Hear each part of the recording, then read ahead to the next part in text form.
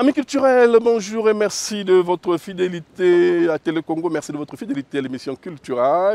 Dialogue silencieux avec mon épouse, un hommage que rend Jocelyn Thierry Manguessa Ebomé, hommage publié aux éditions au Papyrus. Bonjour, cher ami. Bonjour.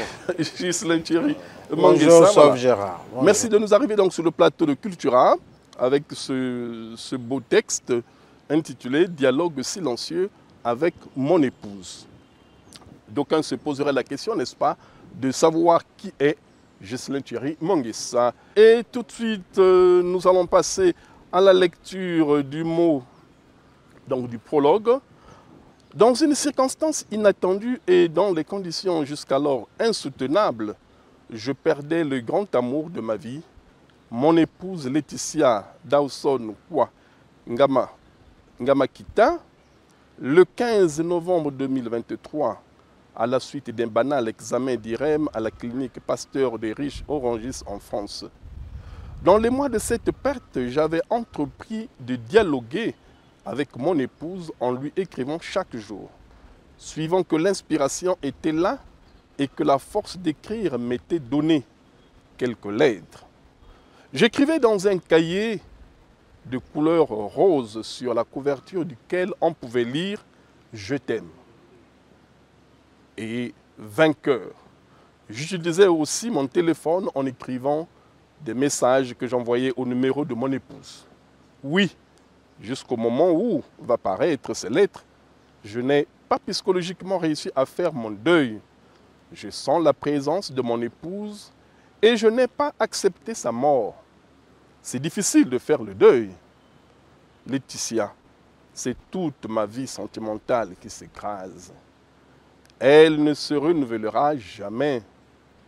C'est 21 ans de complicité et de combat. C'est 21 ans d'efforts consentis dans le silence et le courage. Il faut avoir une femme de cette envergure pour ne pas succomber à certaines turpitudes de la vie que la vie impose à un moment donné. J'ai résolu partager à la conscience de l'humanité ces moments intimes de ma vie dans un contexte marqué par les épreuves de la fragilité de notre existence. Ce texte épistolaire est spontané est l'éternel oraison que je prononce pour célébrer l'amour et contenir l'épreuve. Fin de citation, fin de prologue. Alors Jocelyn Thierry Manguessa, c'est avec beaucoup d'émotion, il faut dire, et beaucoup de contenance que je lis ce texte chaque fois que j'ai l'occasion de le relire. C'est du ressenti réel. Et le mot qui clôt ce texte s'appelle épreuve. Et vous avez porté ce mot avec une lettre majuscule, E majuscule. L'épreuve, vous l'avez vécue dans votre chair. L'épreuve, il faut vous dire, vous poursuit. De la première page de ce texte épistolaire à sa dernière page, on ne vit que ça. Et on n'a que ça comme partage, un vrai ressenti. Je m'aurais tué après avoir lu ce texte et ne pas vous poser les questions, parce que j'aurais partagé avec vous, n'est-ce pas, ce ressenti. Mais puisqu'il faut vous aider en même temps de sortir, n'est-ce pas, de libérer la parole, puisque seule la parole peut vous aider, n'est-ce pas, de vivre et de sortir, n'est-ce pas, de cette épreuve. Parlez-nous-en. Merci beaucoup, cher ami Sauf Gérard. Je dois vous avouer que depuis la présentation publique de cet ouvrage, je ne l'ai plus relu. Entendu que j'avais, à l'occasion de sa présentation, fait le grand effort de libérer un ressenti tragique qui ne cessait de me ranger. Mais on devrait en parler parce que ce texte ne travaille pas pour nous-mêmes. Il travaille aussi pour ceux qui Aurait le preuve, on partage aussi. auront ou ont déjà vécu une telle épreuve.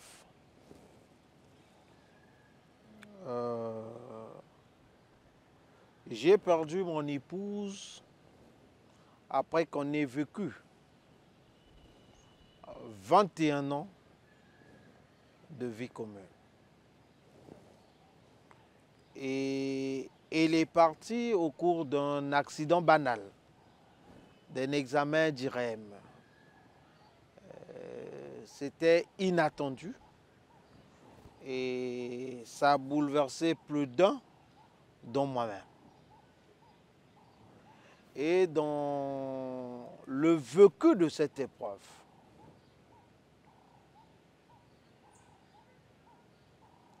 et le vécu de cet amour inachevé, j'ai voulu construire un pont entre elle qui nous a précédés et moi qui suis resté, en pensant que elle vivait toujours, en pensant que elle était autour de moi, pas seulement en pensant, parce que je ressentais dans cette épreuve, comme peut-être aujourd'hui, sa présence autour de moi, sa présence dans tous les actes que m'imposait la situation de veuvage de ce moment qui a permis l'écriture de ce texte.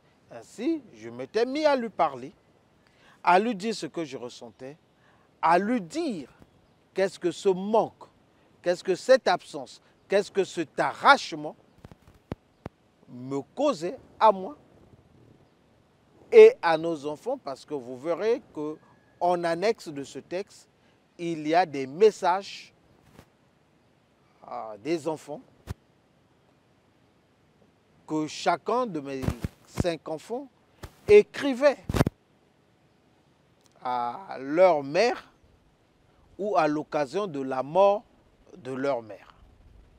Voilà, et j'ai voulu en réalité mettre dans le marbre le souvenir d'un arrachement, le souvenir de l'épreuve, pour que, comme je dis, cet amour,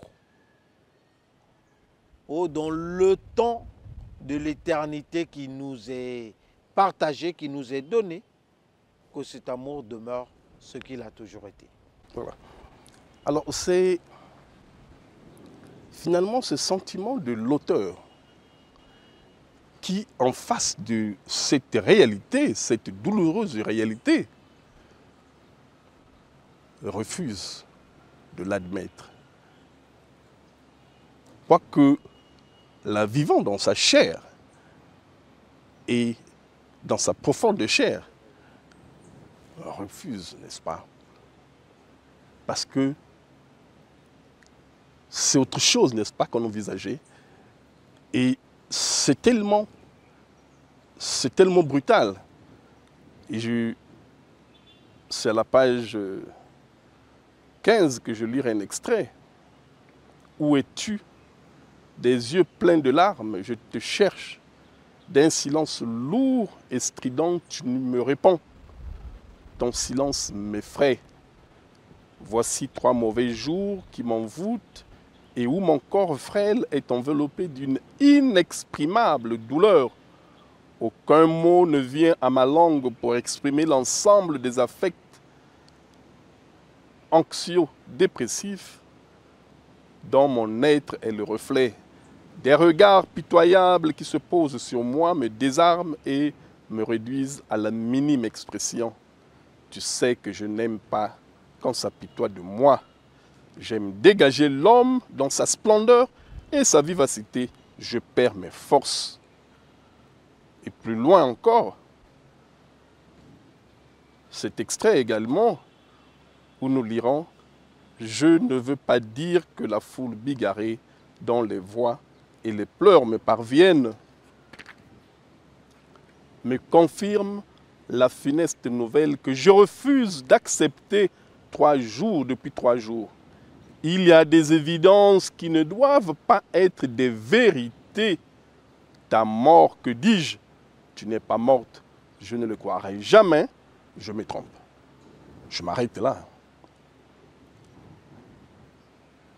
Dans la chair et dans la vive émotion, le dire de l'époux victime, il faut dire sujet de cette douloureuse, devient poétique et refuse, n'est-ce pas, dans ce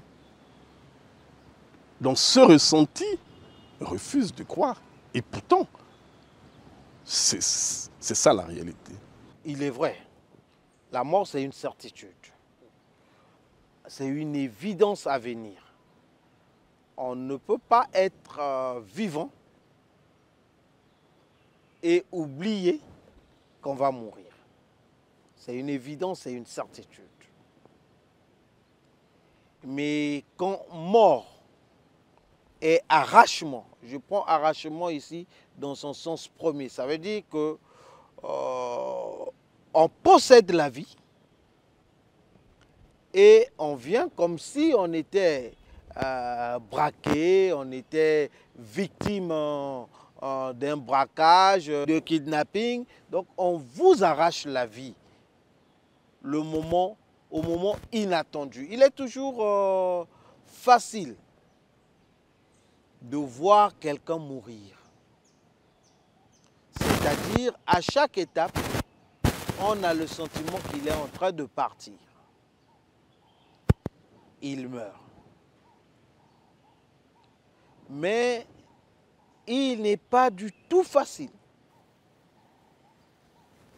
Pendant que vous avez parlé il y a 2-3 heures,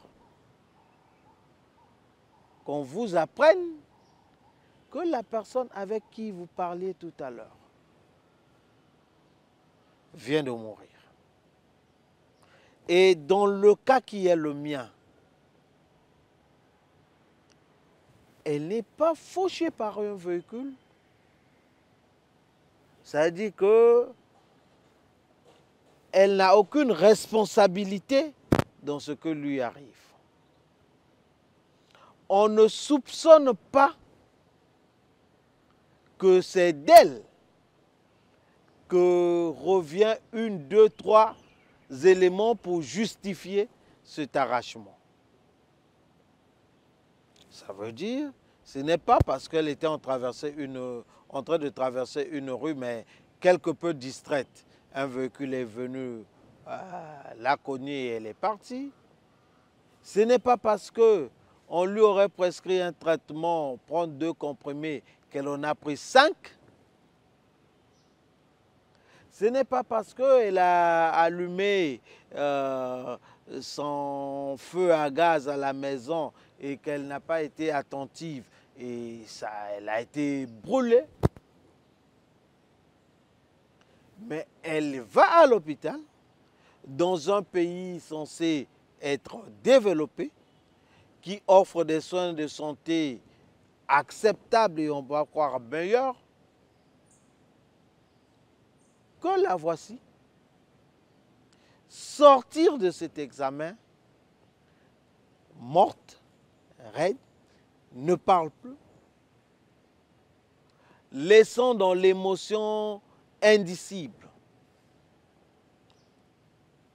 son premier garçon, notre premier garçon, qui au moment des faits n'a que 17 ans et qui était en train de s'installer en France après son baccalauréat, qui vivait presque seul, mais qui devrait, pour cet instant, profiter de la chaleur maternelle. Voici ce pauvre garçon en train de vivre le double arrachement. L'arrachement premier de son pays et de sa famille, et ici l'arrachement brutal de sa mère. En tant qu'époux et père, je suis désemparé. Je suis désemparé et je ne considère pas la vérité de cette évidence. Il est vrai, elle est morte. Mais 3 jours, je ne suis pas en train de croire qu'elle est morte. Parce que nous parlions la veille de son retour sur Brazzaville. Nous parlions de nous, nous parlions des enfants. Et je constate que ce que nous nous sommes dit ne se réalisera plus. Ou peut-être jamais. Parce qu'une des actrices de ce qui devrait se réaliser est partie. Et alors, à ce moment... je me mets à parler de ça. Voilà. Et lorsque ici l'auteur, disons, le sujet parle de cette épreuve, parmi les mots finalement qui se précipitent pour dire cette chose, sinon cette douleur, pour libérer la parole, il y a une récurrence sur le mot sagesse. Et à ce moment, le mot sagesse, n'est-ce pas, et retrouve une dimension plurielle, il faut dire, très forte, beaucoup renforcée ici. Je lirai à la page 21, juste le dernier paragraphe, « Que ton silence soit sagesse, que ton silence soit le fortifiant dont ils ont besoin.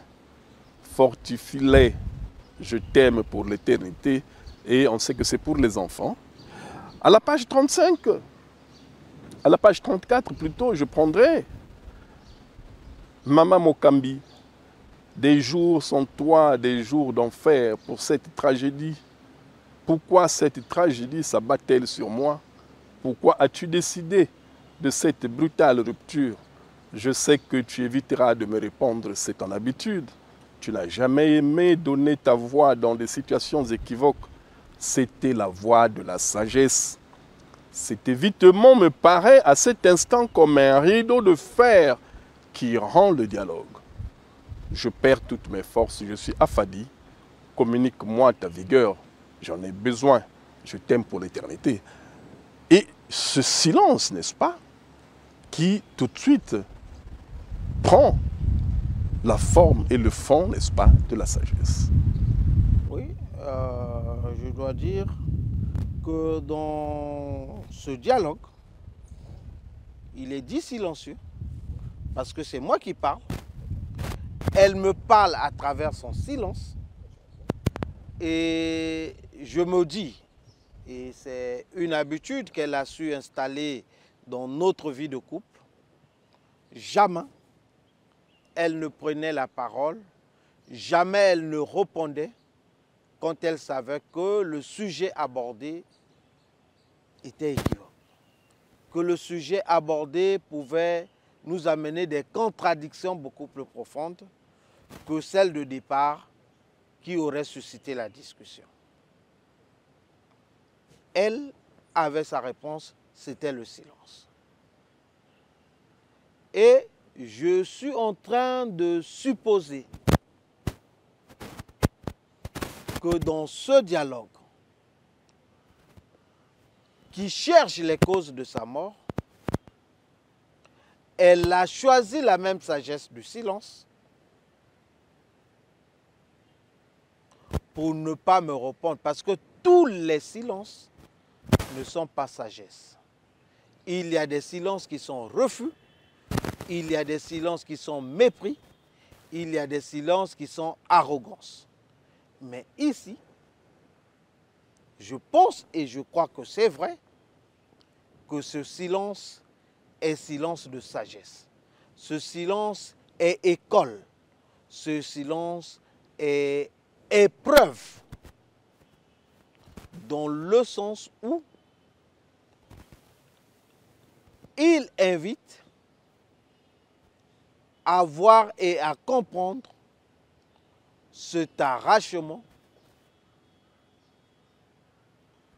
comme une épreuve qui nous met nous-mêmes en face de nous-mêmes et qui nous pose une question sur ce que doit être les lendemains après qu'elle soit partie. Mais la réponse, vous voyez, je termine chaque lettre, chaque dialogue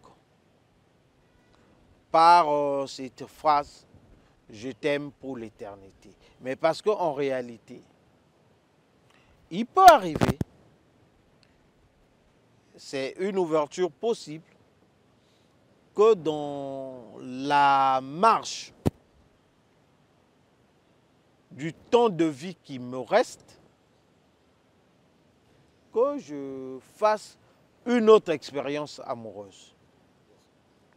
Mais elle ne sera jamais l'égale de l'expérience amoureuse que j'ai déjà vécue. Ça ne se mettrait même pas sur le jeu de comparaison parce que les premières amours, les premières rencontres et les premiers partages de vie sentimentale sont souvent des partages inoubliables, sont souvent des partages incomparables. Ils sont ce qu'ils sont et en raison de ce qu'ils sont, ils n'ont rien à prouver au premier, au second ou au suivant. Et donc, ils sont uniques. Ça peut être un partage tragique, parce qu'il y a ceux qui ont fait l'épreuve de la tragédie de l'amour. Et ça peut être un partage positif, gai et heureux, comme le mien.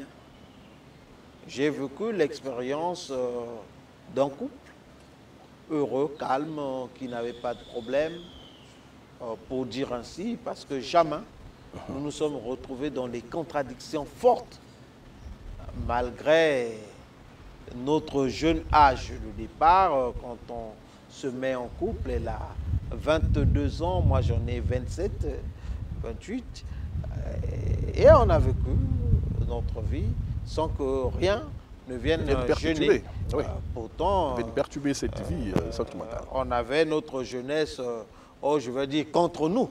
Je veux dire contre nous, parce que la jeunesse, elle vous appelle à beaucoup d'autres choses. Beaucoup de tumulte, beaucoup d'expériences. Voilà. Alors, je vais vous inviter, cher ami, à la lecture d'un texte que vous prendrez comme ça, et qui, voilà, pour lequel vous nous livrerez un commentaire par la suite. Je prends le texte de la page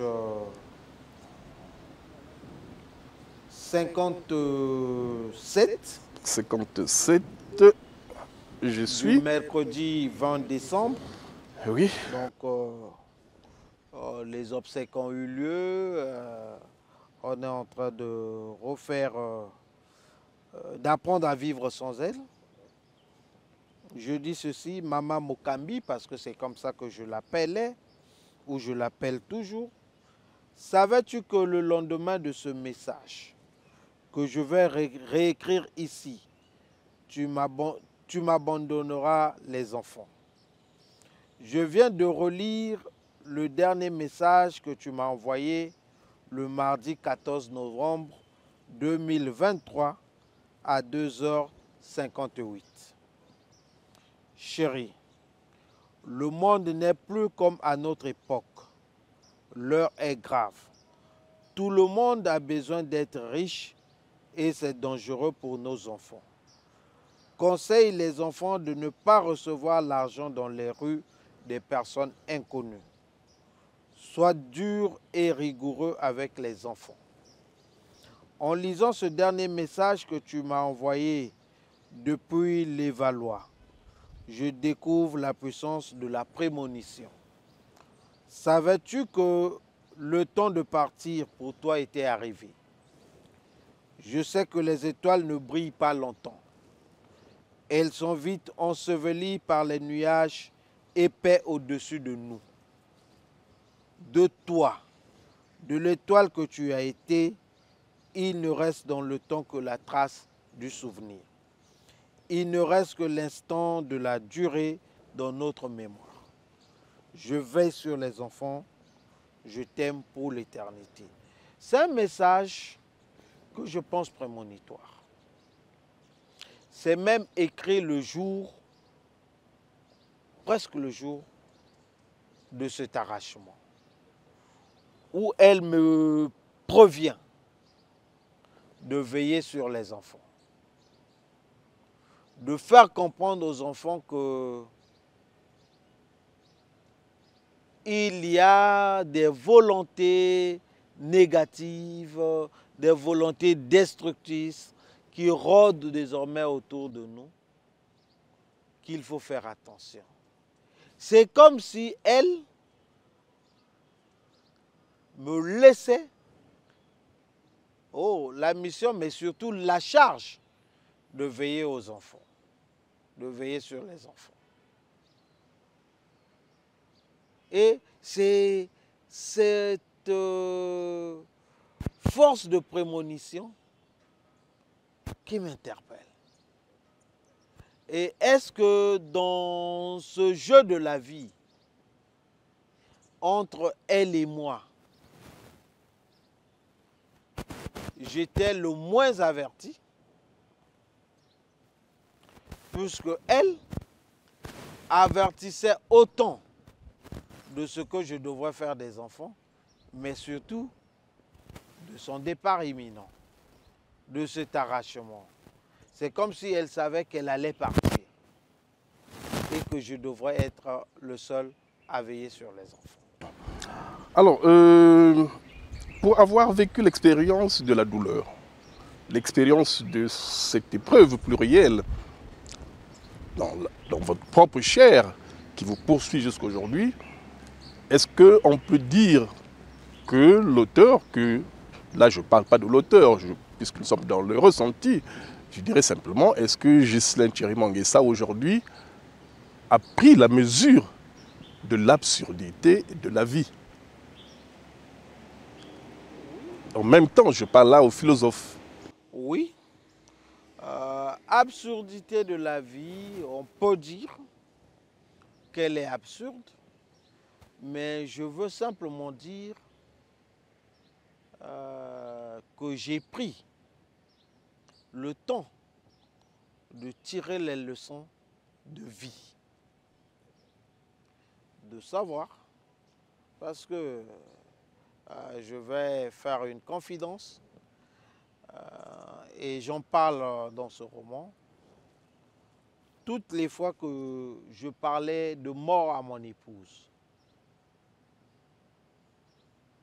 elle ne voulait pas en entendre parler. Toutefois que je lui disais qu'il va arriver un jour, je partirai. Je te laisserai seul avec tes enfants.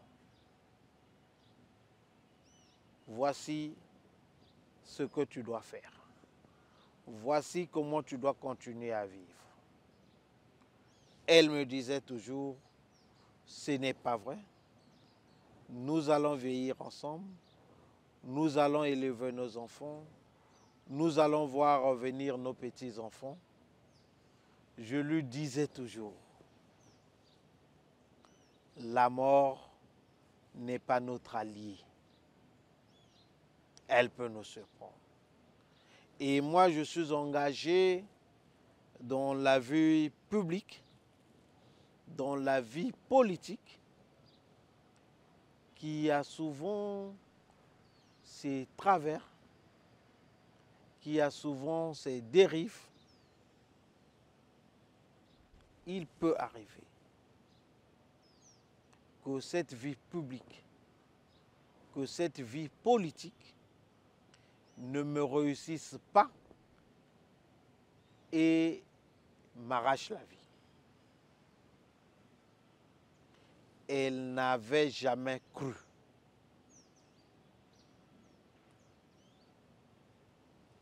Et avant qu'elle ne meure, pendant 2 ou 3 mois, elle me répétait toujours la nécessité d'être prudent, de beaucoup prier, de voir avec attention les gens autour de moi, parce qu'elle sortait planer sur notre maison une mort brutale qui peut être causée par un empoisonnement. Et pour elle, c'était moi. Parce que je fais en tant qu'homme politique, ou je peux en tant qu'homme politique faire face à l'adversité. Pendant que moi je positivais, je lui disais toujours, il ne faut jamais penser négativement de ceux autour de nous, de ceux que nous approchons. Il faut toujours prendre les humains avec les présomptions positives qu'ils sont toujours bons. Ne crois pas qu'ils sont mauvais. Mais de nous deux, personne ne savait que cette mort brutale, cet arrachement, devrait se faire dans un hôpital au cœur de la France et de Paris. Et la victime, ce serait elle. Et cela nous fait tirer des leçons de vie. C'est souvent comme on jouait au ballon, l'angle fermé qui est l'angle marqué. Elle, ce n'était pas elle. Cet hôpital, ça ne pouvait pas se faire là-bas. Mais finalement, c'est là où c'est arrivé. Et c'est à elle que c'est arrivé. Ce n'est pas une absurdité, mais c'est une leçon qu'il faut prendre avec nous et qu'il faut tirer de la vie. Merci beaucoup, Jocelyn Thierry Manguessa et Bomé. Nous venons là d'échanger autour du dialogue silencieux avec mon épouse, un hommage que vous lui rendez dignement. Et voilà, tout à l'heure vous avez dit, vous terminez tous les textes par « Je t'aime pour l'éternité ». Mais il y a un élément qui m'intéresse également, c'est l'ouverture de chaque texte. Et l'ouverture de chaque texte, n'est-ce pas, pour ne pas dire, l'appellation change à ce niveau-là. Et j'en ai mentionné ma dulcinée, ma belle, ma chérie, Maman Mokambi, ma chère et tendre épouse, Tissia, ma chérie, ange adorable, l'ange adorable, mon amour, mon épouse, mon éternel amour. Une pluralité, une diversité là également, qui marque la fréquence, n'est-ce pas, d'un amour réel, qui marque également, là, le vrai sentiment d'un... Vous voyez, on parle ma dulcinée, et chaque élément pèse d'un amour lourd de sens et de signification. Évidemment, évidemment. Merci beaucoup. Il s'agit là d'une rencontre entre l'épreuve, l'amour, l'appel à la vie, l'arrachement, et tout s'entremêle. Tout s'entremêle. Et suivant que l'émotion nous interpelle, que la raison nous rassure, on va dans cette épreuve avec des considérations différentes, suivant que les jours changent, le contexte change, les émotions s'intensifient. Les amis que l'on rencontre se diversifient parce qu'on est dans un lit de veuvage, on parle d'elle, on parle de nous, on parle du passé, du présent, de l'avenir. Dans cet entremêlement, on a un autre regard sur la situation que nous vivons. Merci beaucoup, Ghislain Thierry Manguessa et Bomé. Une fois de plus, je mentionne que nous venons d'échanger là autour du dialogue silencieux avec mon épouse. Merci d'avoir répondu à l'invitation de Cultura et merci pour ce partage. Très, il faut dire, très douloureux et pathétique. Et c'est, comme vous avez dit, c'est ça la vie et nous en tirons tous les leçons. Merci. C'est une épreuve. C'est une épreuve. Elle est vécue. Et on vit avec elle. Mais il faut, à partir de l'épreuve, apprendre à vivre. Merci beaucoup, chers amis culturels et chers amis de la culture. Voilà, par ces mots de l'auteur Ghislain Thierry Manguessa, nous mettons un terme à cet échange. Merci de votre fidélité et nous prenons date pour samedi prochain, 14h30. À très bientôt.